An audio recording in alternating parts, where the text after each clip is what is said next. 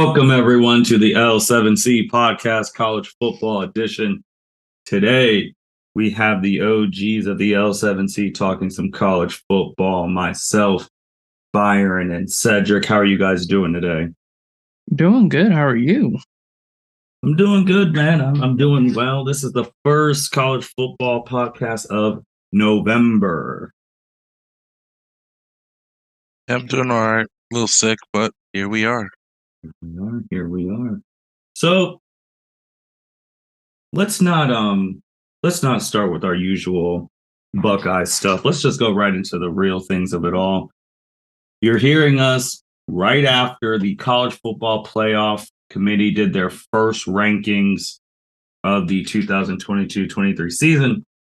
Just happened. We've seen them. You're going to hear our first time talking about them. So number one, you got Rocky Top Tennessee at number one. Your Ohio State Buckeyes are number two. The Georgia Bulldogs are number three. Clemson Tigers, number four. Michigan at number five and Alabama 6. Rounding out the top 10, TCU, Oregon, USC, LSU, and Mississippi. Oh, Mississippi's 11. My apologies. So for those who don't know, those rankings are now going to be the new rankings that you see next to your team playing on TV. They won't be showing the AP rankings next to them. You'll now see the college football playoff rankings. Guys, what are we thinking? These are the first ones, and yeah, these are I'm liking this top four. I'm liking the top four.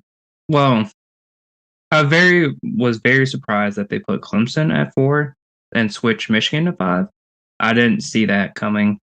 Earlier this week, I did think they were going to do Georgia number 1 and then Tennessee number 2, since they play each other this weekend at 3:30 on Saturday. But I'm not mad at the top. I'm not mad at the top 4. Definitely thought maybe TCU might go above Alabama since they're undefeated and they played like back-to-back ranked opponents. They've played the second most in the country, tied with Tennessee. Yeah, I think they played 4. Yeah, but SEC is going to SEC. But I will say, Byron, to your thing on that one, TCU at 7 is not bad, because if they win out, that's true. They can get in. That is true, because they're still top of the Big 12, and I think Kansas State is number 2. So if they both win out, they'll face each other again in the Big 12 championship, which will be a fun little revenge game for Kansas State. Yeah, before I go even more further, and Cedric, what are you thinking about this top 4 or the top 10 in general? SEC is going to SEC, as Byron said. I mean, I like Tennessee as number 1. I really do. I like Georgia. But I like Tennessee as number 1. I mean, they got that big win over Alabama, so I could kind of see why they're number 1. This weekend's going to just, oh man, it's a lot of potential, crazy possibilities after this weekend. Right. We'll talk a little bit about that later. I will say, with the SEC is going to SEC, though, Georgia is the returning national champion, and this is the first we are ahead of them.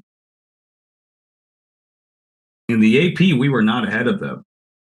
Yeah, AP, we were 2 and they were still 1. So, yeah, and even the current AP, like Georgia was 1, and Tennessee and Ohio State were tied for 2nd. So to me, that was a pretty big deal, right? They've seen like our body of work, seen who we've played, our offense and our defense coming along. Number 2, I have no problem with Tennessee being number 1. They've played the most ranked teams outside of TCU. They've almost completed this gauntlet of these 4 games I did not think they were going to do. They have one more this Saturday. I have no issue. And they have the best win this year. I have no issue with that. Byron, I will say, with the Clemson thing, obviously Clemson's leading the ACC right now. So I'm fine with them at 4. Then Michigan at 5, that helps us because potentially, if things hold true, we get 2 versus 5. And it's also doing the committee's dirty work, because whoever wins that OSU Michigan game and goes to the Big Ten championship and win, that person's in. and the other person's out. So True. if you lose OSU Michigan, you're not going to the title. You're not going. From the way these rankings are right now. Yeah, I agree. And then, Like I said, I'm not mad at it. I just was surprised when they revealed it because I said the last podcast that Georgia would be 1, Ohio State would be 2, Michigan would be 3. I mean, Tennessee would be 3, and then Michigan would be 4. let me throw y'all the Cedric, and you said that SEC gonna SEC. They think they're slick with this one because LSU should not be number 10. You know why they did it, though. I know exactly why they did it. They're 15 in the AP because now, obviously, now you have 6 versus 10 this Saturday night. So I know why they did it, but they should not be 10. You're seeing the ways. Because they will beat LSU, number 10. So then next week, Alabama will at least be 5. Mm-hmm. Because let's say Tennessee lose, they can't put Tennessee above Alabama. They'd be no. So Tennessee will probably drop to 4 if they lose. Georgia will go to 1. We're gonna stay at 2 probably until the Michigan game. Clemson will move to 3, and then they'll be waiting for the mess up. Yeah, because that LSU. Now, if LSU beats Alabama, that's good. yes, then which I don't know. But then they have a little path. But seeing that LSU at 10, that's a little wild. And having Ole Miss at 11. So for those two, for me, those are Bama pump up games. Because Ole Miss ain't good. Yeah, they failed me. They ain't good. And they play each other, LSU and then Ole Miss next week, the weekend after that. So you already know the third weekend's college football playoff rankings. They're going to be like, Alabama just beat number 10 and 11 back to back. They should be in the top 4. As Cedric said, I'm analyzing now fully. I'm seeing. And even from the Alabama thing, oh my gosh, Alabama beat the number 24 team, Texas, at their place. By 1 point. By 1 point. To a backup quarterback. I'm seeing it. But Oregon's at 8. They're in a little like no man's land. I don't know if they need chaos to happen. I mean, they got USC there too. Yeah, they got USC at 9. I think the Pac-12 needs chaos because if everyone in front of them takes care of business, they ain't getting in. No, they need one of the top 7 to lose. And I think Oregon and USC are the top 2 in the Pac-12, so they'll meet in the Pac-12 championship. So, yeah, they need chaos. Because Michigan, they need a lot of help too. Yep. They're going to get it because 2 is going to play 5 at the end of the year in OSU, Michigan. 1 is playing 3 this week. And then one of those 2 teams will play Alabama at the end of the year. Yep, because whoever wins that is going to go to the SEC championship game on the east side. Alabama, they're going to beat LSU. Well, I got to really think about it. They're going to beat LSU. So, like Cedric said, they're going to play Alabama, so that's going to eliminate them again. But they're going to get the help. It's just I don't know if it's going to be the help they want. Yeah, they got to do well themselves because any close games are excuses for this committee to be like, well, they won, but they still ain't Bama. Right. Or they still ain't playing in the SEC. Can we also give the Buckeye fans a shot in the dark? If you haven't watched an Illinois game, you need to watch one because currently they're at 16 and they're going to probably be the team you play in the Big Ten championship game. And if they hold serve, they could get close. They'd have to win the Big Ten. I think whoever wins the Big Ten's in. Even if it's like Illinois? Well, Illinois, to win that, you'd have to beat number 2 Ohio State or Michigan. I don't think they're in. True. It's going to be close. I think they'll get a really good bowl game that they haven't had in years. Because all right, so Penn State, they'd be ranked above them. They'd be ranked above Utah. They'd be ranked above Kansas. Like, if they get to the Big Ten title game, just get to the game. Well, it's going to be tough for them to get to the game because November 19th, they play Michigan. Ooh, that actually might help them. I mean, if they Ooh. beat Michigan now, They beat Michigan, and then you go beat Ohio State in the Big Ten title game. Yeah, that would help. that would. What Yeah. did But you would wait? They also play need the Illinois chaos. before us. The Yes. week. Oh, that Yeah, but they smells still need help trap. too. They need help just like Oregon needs help. They need Yeah. all those teams and all the chaos to happen. Because if it's clear on the other side, the top four is just going to be the top four and maybe one Big Ten team Oh, if yeah. it's us. And then they'll just be on the outside looking right in. Yeah, it's gonna be close. But that's all. Nah, I didn't know they played Michigan the week before. That might be a trap game. Oh, Michigan might not be focused. That's a good call. But yeah, I there's don't a know. there's a Really. lot that needs to happen, which a lot is going to happen. It just depends because then all these teams could hold serve. You just know Georgia and Tennessee. One of them is experiencing their first loss on Saturday. Yes. Alabama knows they have to win every game. Clemson knows they need to win. All the top 5 teams, the top 6, actually, the top 7, TCU included, they all know win and you're in. Win all your games and you're in. Mm-hmm. You're just going to have to run into someone who also needs to win and they're in. Mm-hmm. And that's where it lies. I think TCU's actually in the best spot at 7. Yeah, because a lot of chaos is going to happen between 1 through 6. Oh, yeah. Oh, yeah. But we'll get back to that. Let's actually get back to Ohio State. We actually had a road game against Penn State. If you listened to us last week, I did talk about what would happen when I wanted to see us in a close game. How would we respond? We were in a close game. It was close all 3 quarters. The fourth quarter is when we had the explosion, but this game, we were in a fourth quarter game. Byron, man, take it away. Yeah, we ended up winning 44-31, but we were down at halftime, 14-13. And man, I'm not gonna say I was nervous, but that way that offense was looking, it was a little suspect. But CJ Stroud ended the day with 26 for 33, 354 yards and a touchdown. Travian Henderson had 16 carries, 78 yards, 2 touchdowns. Mayan Williams, 2 carries, 9 yards, and a touchdown. He did leave the game early due to an injury. I don't know if it was like his hand or his foot, but he never came back. And then Marvin Harrison Jr., 10 receptions, 185 yards, no touchdowns. Cade Stover, 6 receptions, 78 yards, a touchdown. Emeka Ibuka, 6 receptions, 53 yards, no touchdowns. Julian Fleming, 2 receptions, 27 yards.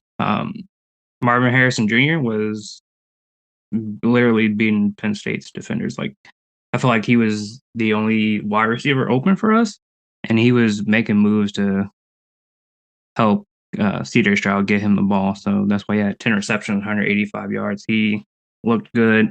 But the star of the game, the MVP, JT Tuimoloau, he had a great game. Let me pull up his individual stats real quick.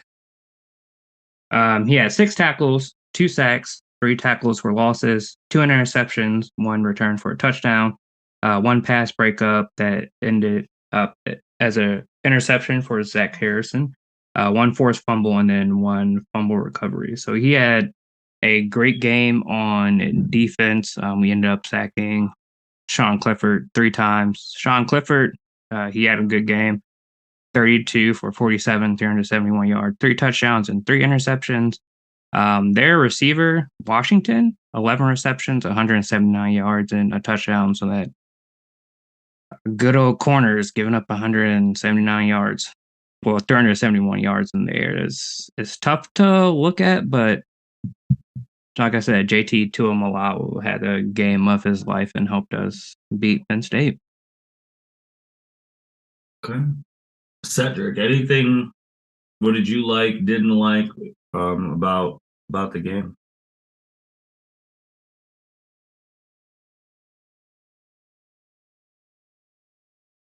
Man, I was wrong. I'll admit it. Penn State came. They heard me talking so much shit. I was talking so much shit. I ain't even gonna lie. But defense held out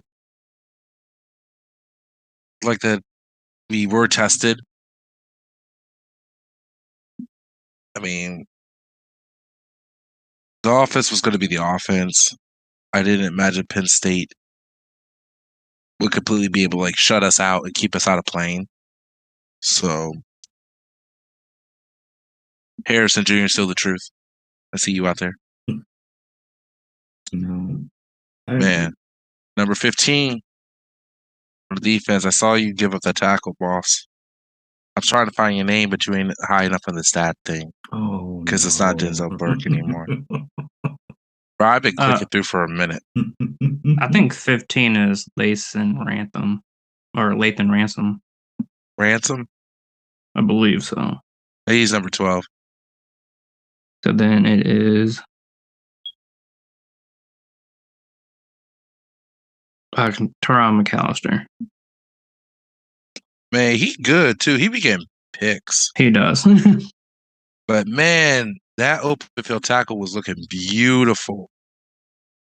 And that's how, honestly, I think that's how the momentum shift happened for Penn State.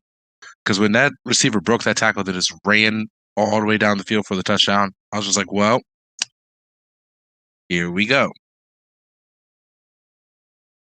But still a great game, great win.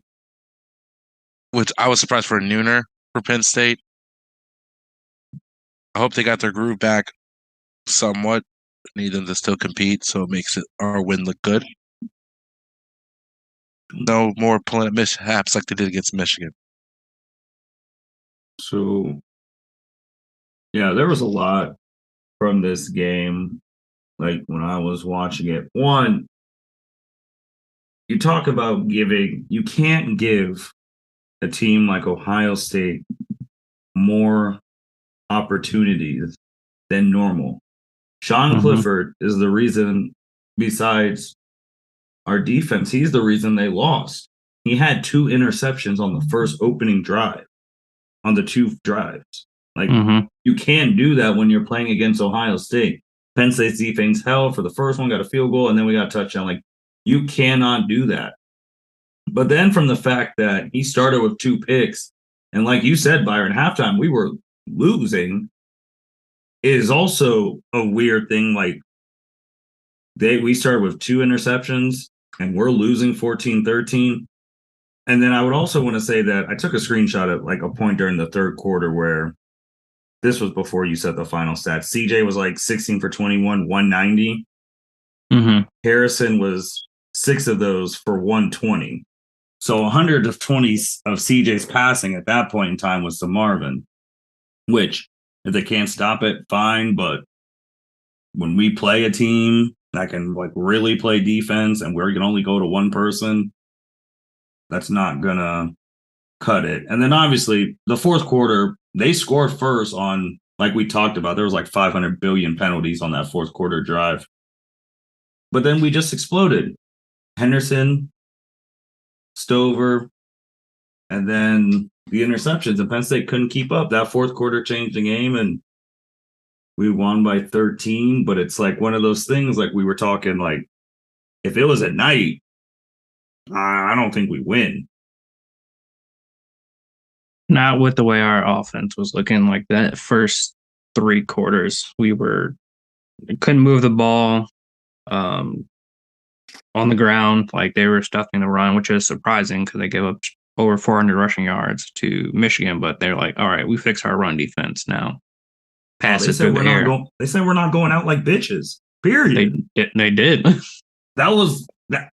To think about this, put this in. If you would have said that Penn State led, if like someone who didn't watch the game, Penn State led Ohio State in total yards, first downs, time of possession, you would be like, Penn State pulled the upset. But Penn State had 4 turnovers. You're not beating, no team is beating Ohio State if you turn the ball over 4 times. Tuimoloau. And shit. The stat line for him is ridiculous. It's literally That's like created player in NCAA defense Heisman stat lines. Something ridiculous where you get 2 interceptions, one's a pick six, you get a fumble recovery, you get a deflection for another interception.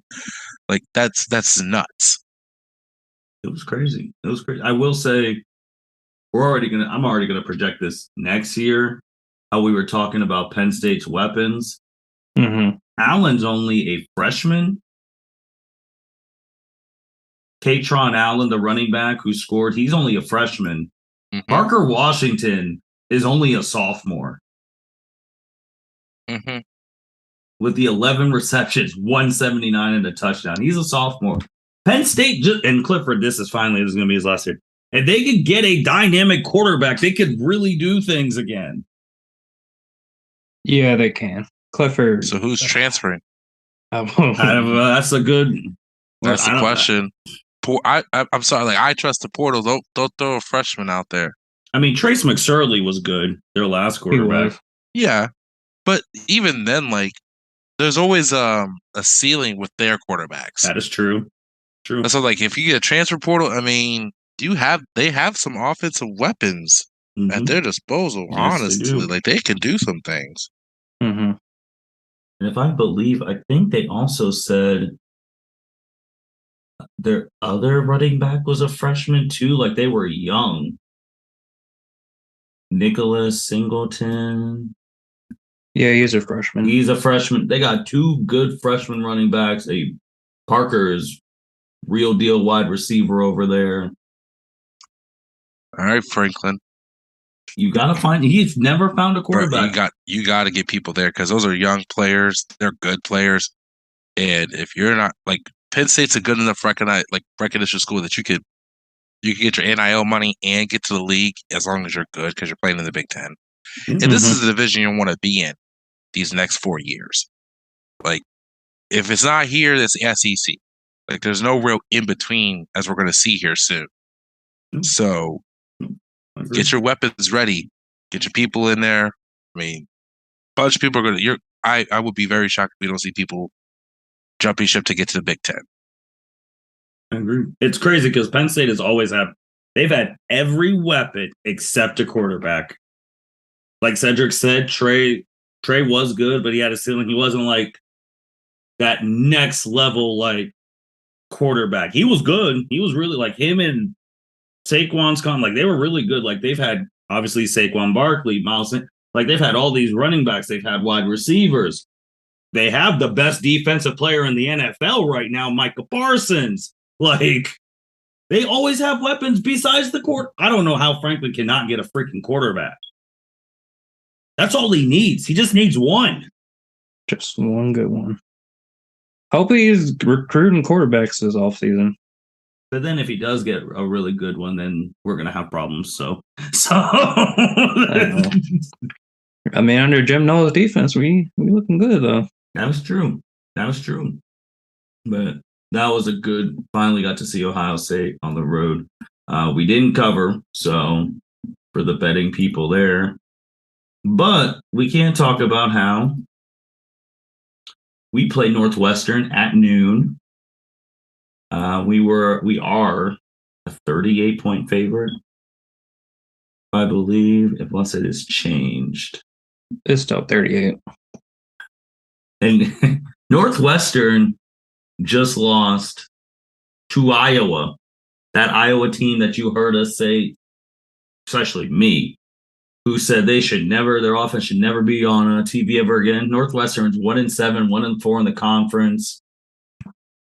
The over-under total points is 60. Most of that scored by us. Mm-hmm. And just the other day, Northwestern let Iowa score 30-plus points. 33. And they are 1-7 in the Big Ten, 1-4 conference. Obviously, we're 8-0.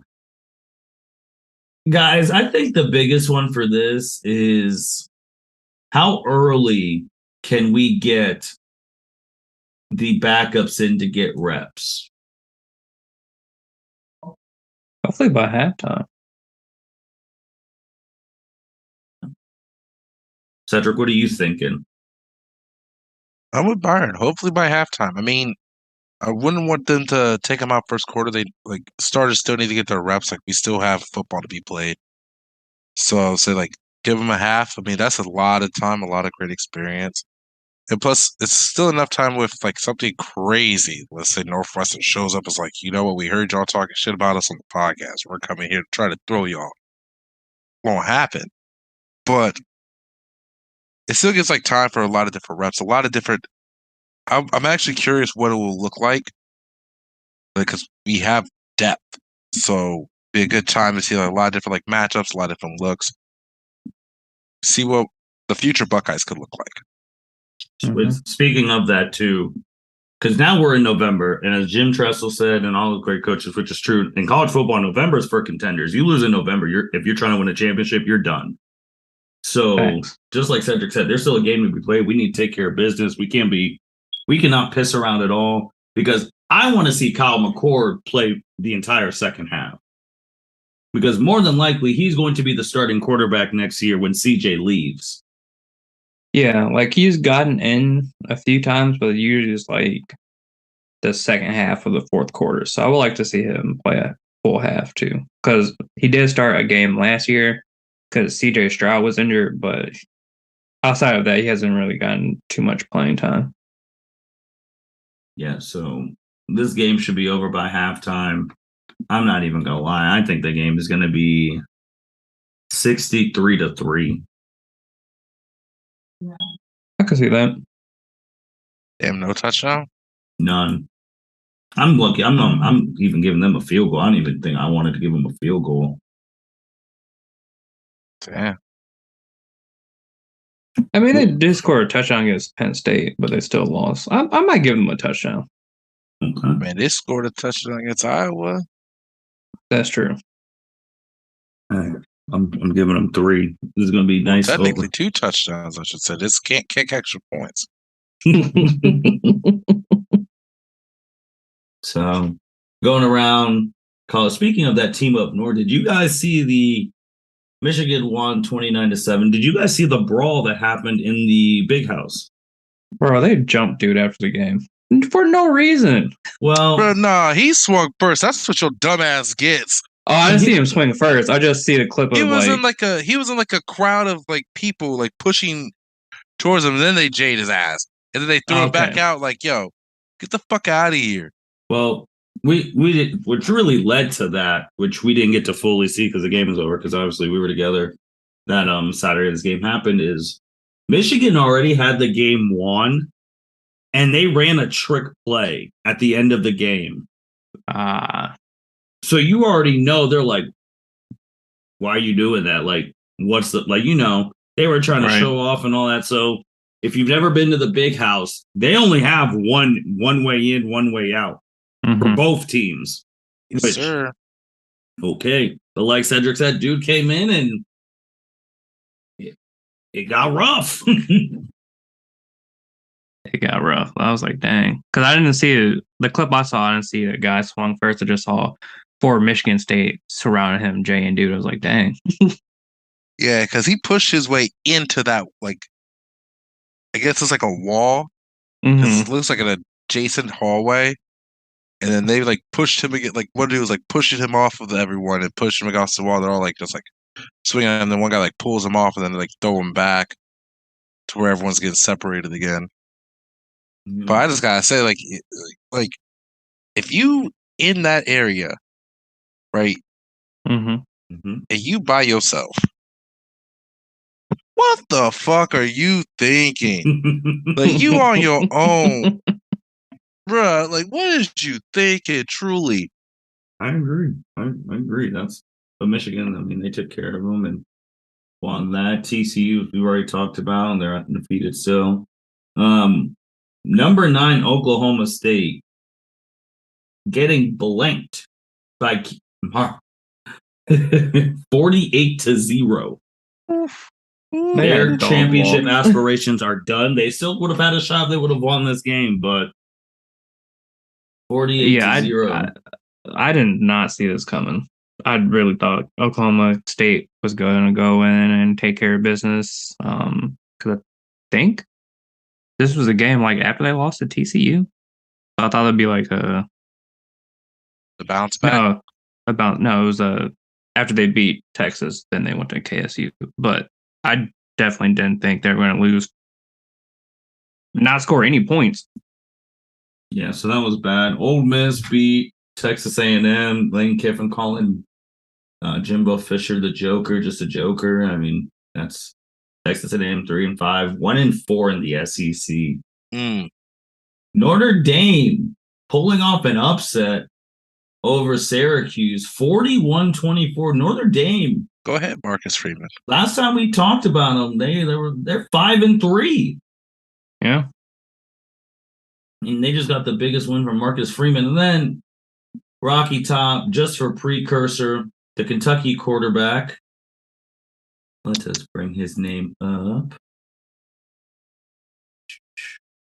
Unless you already had it ready. Will Levis. Thank you, Cedric. Will Levis. He was basically talking shit about Tennessee, talking about how Kentucky plays real football because they get 10 play drives and all of that. And then,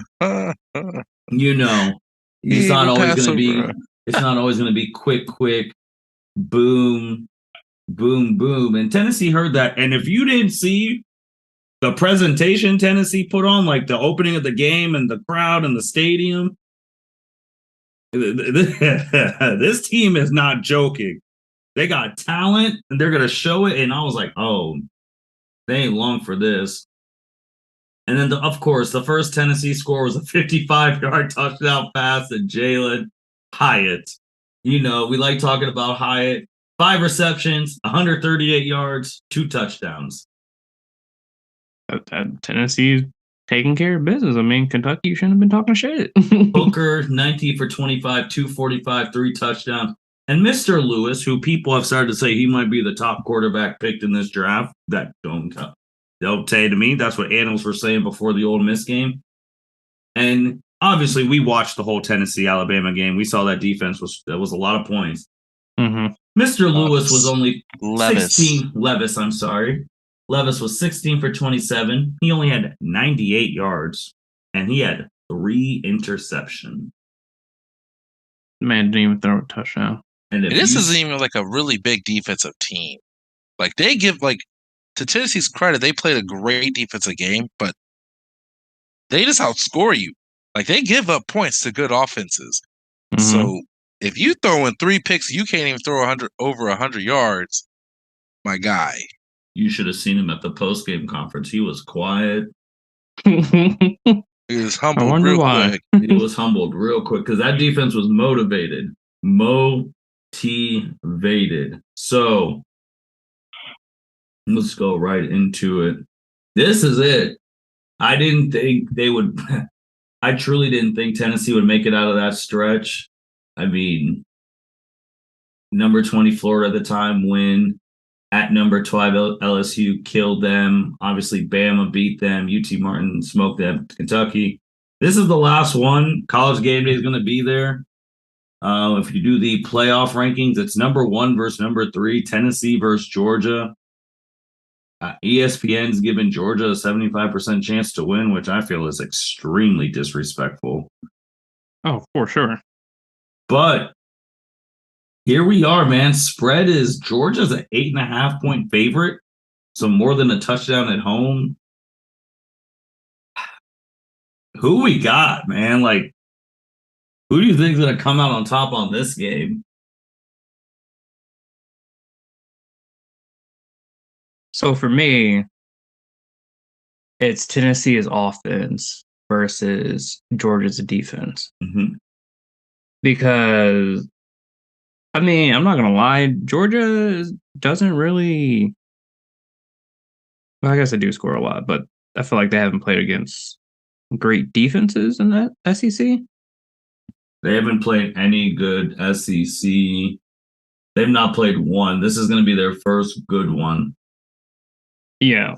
But outside of that Oregon game at the start of the year, I definitely trust Hooker and Hyatt more than I do Bennett and I don't even know Bowers, their leading receiver at Georgia.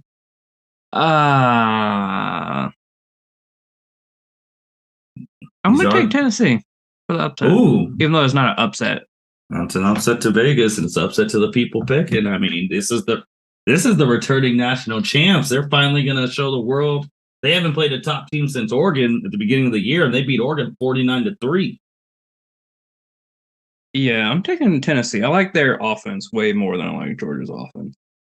And Georgia has struggled against, what was it, Missouri? Yeah, they won 26-22. It was all field goals. Yeah, so yeah, definitely, yeah. Even in Georgia. Even in Georgia, I think Tennessee is going to score quick and quiet that crowd. Cedric, what are you thinking?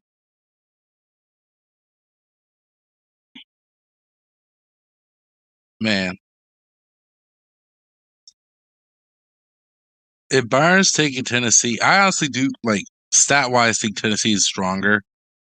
I mean, Hooker's thrown 21 touchdowns this season. Stetson has only thrown 9 and 3 interceptions. The rushing yards are close enough. I mean, I guess the only difference is the amount of carries, 92 versus 71. But, like, Hyatt's receiving yards are just obnoxious. Like, he almost has 1,000 yards receiving.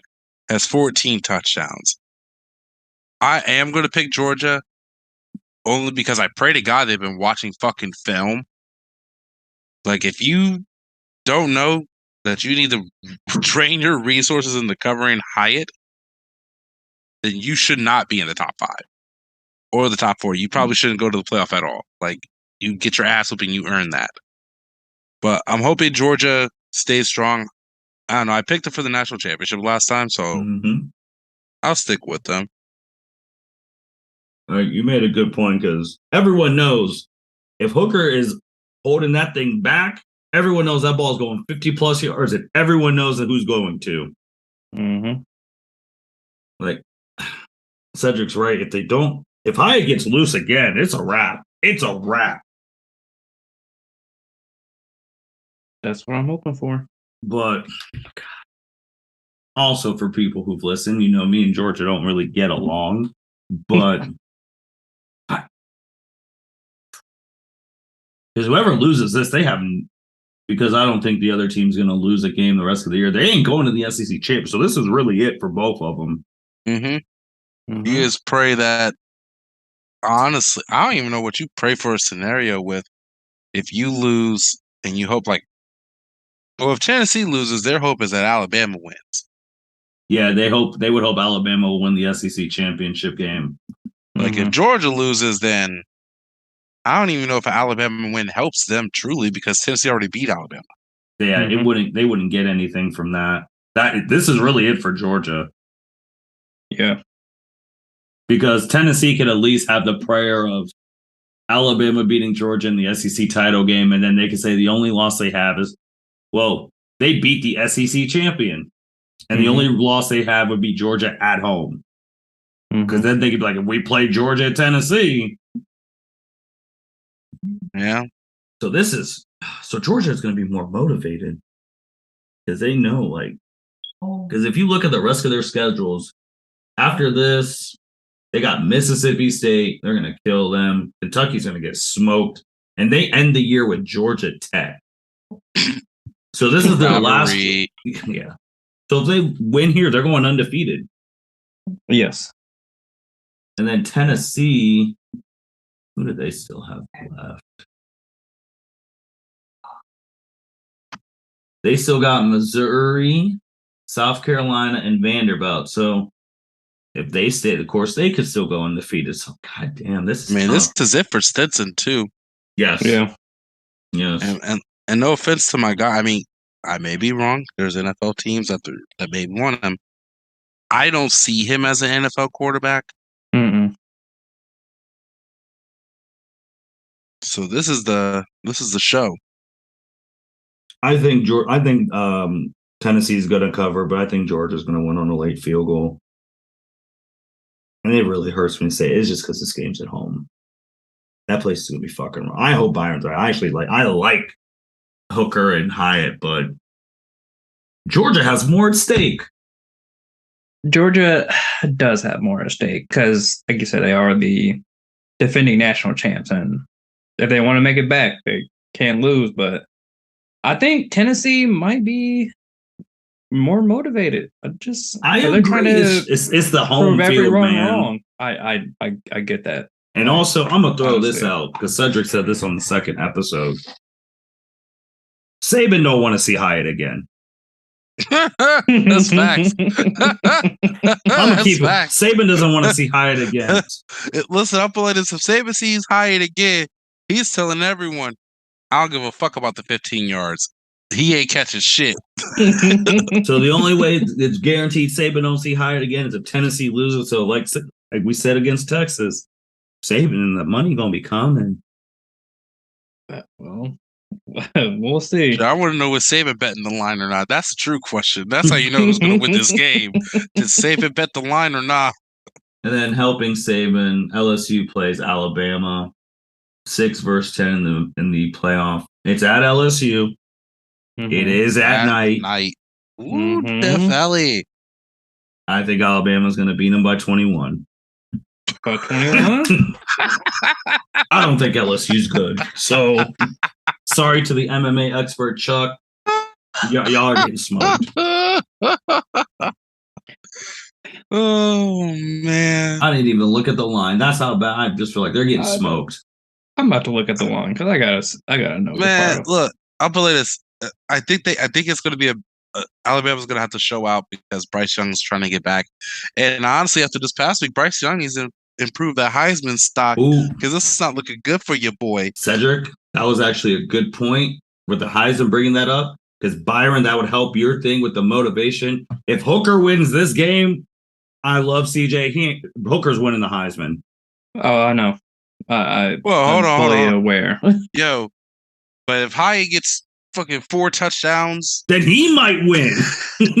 I mean, they'll never give it to him. I mean, but damn it, he deserves it. Devontae Smith got the Heisman as wide receiver just a couple of years ago. I know, but like, they were even hesitant on that. Ooh, this line is baby 13 and a 13 and a half. They're covering. They're winning. They're losing by 21, bro. I don't trust LSU. I don't trust my family. Brian Kelly. He's turning over a new leaf down there. You know, he got that Southern swagger now. They're 6-2. They're 4-1 in the conference. Currently by like weird SEC West percentage points. They're at the top of the SEC West with Ole Miss and Alabama. Mm-hmm. Because they screwed up our prediction because Ole Miss was going to take care of Alabama. Yeah, but Ole Miss, that LSU really beat a number 7 Ole Miss at home, like at Ole Miss, 45-20. Yeah, but the committee. It's Ole Miss. I know, but the committee put them at 11 just for Alabama to be able to beat the number 10 and 11 back to back. You know what, guys? I'm taking LSU for the upset. I don't care. Okay. You tell Saban you ain't buying it. You tell him you ain't buying it. I don't believe the Bama hype. Byron, you about to go 0-2 this weekend? I don't care. Whoa. I ain't saying that. No. I'm taking Tennessee and I'm taking LSU for the upset. LSU showed me something. I've been rooting for you guys to have the night game at Death Valley. It finally happened. Show me something. I like it. I think it's a good idea. I mean, I ain't gonna pick it, but I like it. I just think, bro, this is Saban off a bye week, and now he's LSU came off a bye week too. Bro, this is Alabama. Fuck Saban. This is Alabama off a bye week. Like Bryce Young off a bye week. And they just saw those playoff rankings, so you already know Saban went in there. It's like, what we have to do now, boys. We have to win. We have to destroy everyone. Like, we have to annihilate everyone if we want in. Because there's 2 juggernauts that are playing this weekend. Yeah, cool. We get helped out with one of them lose, but we still have to beat that motherfucker at the end of the year. And you know what's crazy? That game, Tennessee and Georgia's at 3:30, and then Alabama LSU's at 7. So you already know they're going to be watching. I know Alabama is probably winning, but I'm still taking LSU for that. Right. I respect that. I respect that. Good luck on that. 21. Easy. All right. Anything else? Those are the only two big games this weekend, which they're back to back. So, Yeah, I'm tuned in Saturday for sure. Go Bucks. yeah. Hooker. Let me actually see something for you, Cedric. I don't think Hyatt is on these Heisman odds right now because Hooker is currently second on Vegas behind CJ. Will be close. Man, So, with that being said, thank you everyone for listening to the L7C podcast. Buckeyes get tested, pull out against Penn State, and make sure we're in November now. Again, November's for contenders. As a Buckeye fan, you have to watch all these big games because these will directly affect you without even you playing against them. Tennessee and Georgia and LSU and Alabama, because one of those teams are going to be in front of you after this weekend. One may be right behind you after this weekend. And then if Alabama wins, they will be above Michigan. And then there'll be two, like one right back from you. So with that being said, this is the L7C podcast. Go Bucks. Beat Northwestern by 60. Signing out. Thank you for listening to this episode of the L7C podcast. Be sure to like, rate, review, and subscribe to the channel. Follow us on all social media platforms, and we'll be talking to you guys soon. Take care.